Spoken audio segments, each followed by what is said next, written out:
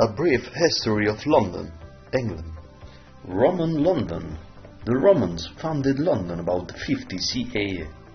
Its name is derived from the Celtic word Londinius, which means the place of the bold one. After they invaded Britain in 43 AD, the Romans built a bridge across the Thames. They later decided it was an excellent place to build a port. The water was deep enough for ocean-going ships, but it was far enough inland to be safe from Germanic raiders. Around 50 CE, Romans merchants built a town by the bridge, so London was born. The early settlement at London did not have stone walls, but there may have been a ditch and an earth rampart with a wooden palisade on top. Then in 61 CE, Queen Boudica led a rebellion against the Romans. Her army marched on London. No attempt was made to defend London. Boudica burned London, but after her rebellion was crushed, it was rebuilt.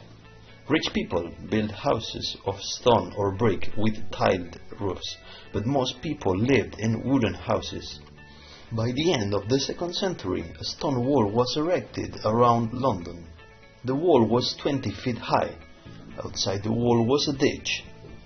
In the middle of the 3rd century, 20 bastions were added to the walls. A bastion was a semicircular tower projecting from the wall. The population of Roman London rose to perhaps 45,000, which seems small to us, but it was the largest town in Britain. In the center of Roman London was the Forum. This was a square with shops and public buildings arranged around it.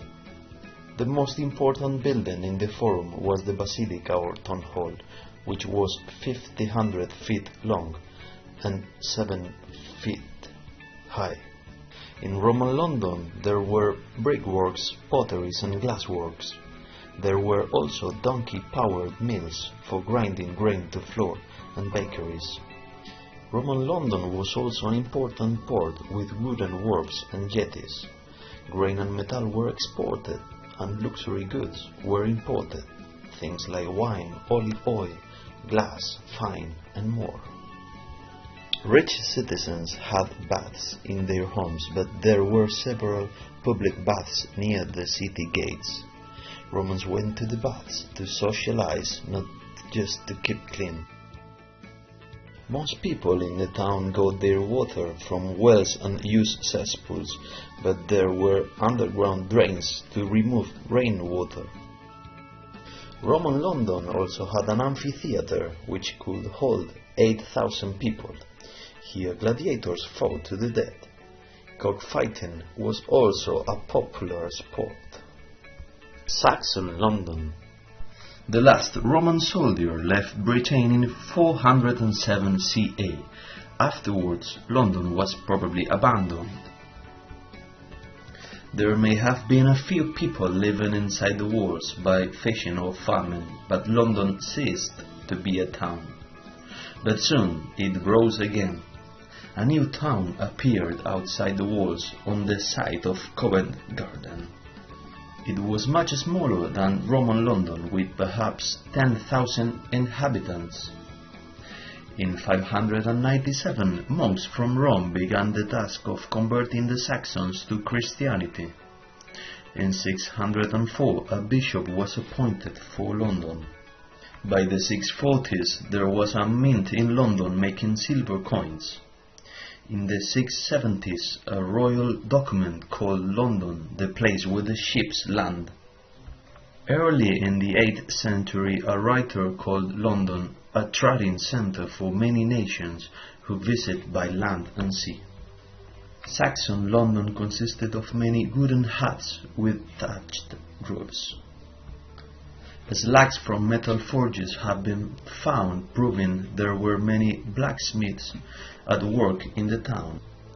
Archaeologists have also found a large number of loom weights. Saxon craftsmen also worked with animal bones, making things like combs. The main export from Saxon London was wool, either raw or woven. Imports include wine and luxury foods like grapes and figs. Pottery and millstone were also imported. Slaves were also bought and sold in London. Disaster struck London in 842 when the Danes looted London. They returned in 851 and this time they burned a large part of the town, an easy task when all buildings were of wood. Then the Danes gave up just raiding and turned to conquest. They conquered northern and eastern England, including London. King Alfred the Great totally defeated the Danes in 878 and they split the country between them. The Danes took eastern England, including London, while Alfred took the south and the west. Despite the peace treaty, Alfred's men took London in 886. Alfred repaired the walls of the old Roman town. Until then, Londoners lived outside the Roman walls, but during Alfred's reign, they moved inside the walls for protection. Soon, foreign merchants came to live in London. By the 10th century, there were wine merchants from France at Vintner's Place and German merchants at Dowgate. The Danes returned in 994, but this time the Londoners fought them off. A writer said, "They proceeded to attack the city and wished to set it on fire, but here they suffered more harm and injury than they ever thought any citizen could do them." London Bridge is falling down, so says the nursery rhyme. This is believed to be derived from an event that took place in the early 11th century. King Olaf of Norway attacked England, but he was unable to sail up the Thames past London Bridge. So he ordered his men to erect good and weaker canopies over their boats. Then they approached London Bridge. Londoners on the bridge threw down missiles, but they were unable to stop the Vikings.